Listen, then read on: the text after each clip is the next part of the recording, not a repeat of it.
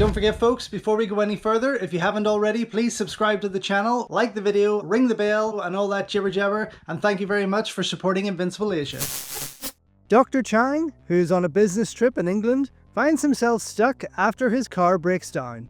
While in search for help, he unintentionally enters a vampire lair disguised as a brothel, where he is soon seduced by a lady vampire named Alice, who quickly falls in love with him. But when Chang returns home to Hong Kong, he begins showing blood-sucking traits, which he tries to hide from his colleagues, although with very little luck. To make matters worse, Alice arrives in Hong Kong under orders by her vampire master to bring the Doctor back to his English lair, with her bloodthirsty, fast-kicking boss right behind her.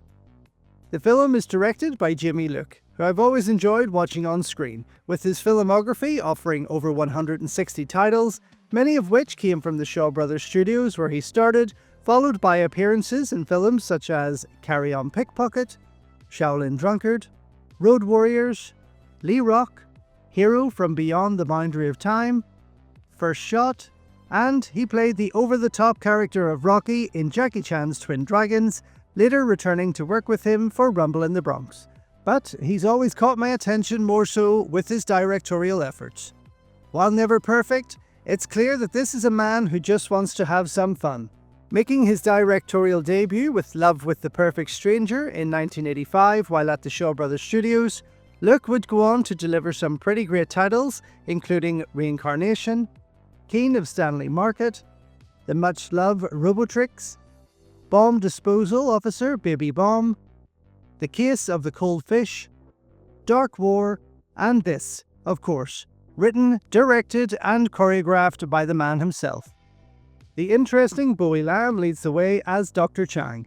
Having only been in the film industry for a few years before this, appearing in films such as People's Hero and On the Run, Lam would go on to star in films such as Hard Boiled, The Sting, and Mr. Vampire 92 a couple of years after, followed by Project S, Lawyer, The Crossing 1 and 2, Jackie Chan's Bleeding Steel, and many more.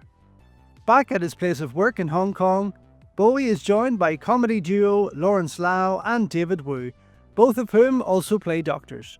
While popular character actors, it's worth noting that Wu Dai-wai has quite the CV behind him, having created the music for almost 50 films and has been the editor of almost 80, starting with Shaw Brothers' Police Force and The Spiritual Boxer in 1975, through to Over My Dead Body in 2023, along with titles such as Peking Opera Blues, The Big Heat, Once a Thief, Hard Boiled, and most of Ronnie Yu's finest works, including the fun Warriors of Virtue.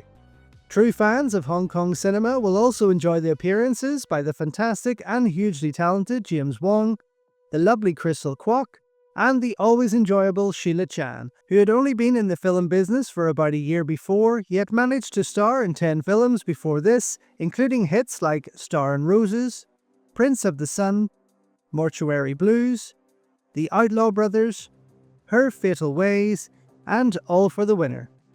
Peter Kaye, a random Westerner who had donned a headband as one of the ninjas in the IFD classics Ninja Operation Knight and Warrior, Ninja Operation 5 Godfather the Master, and Ninja Commandments, stars as the Count, vampire master to a castle full of fanged hookers who does a great job in the comedy and action department.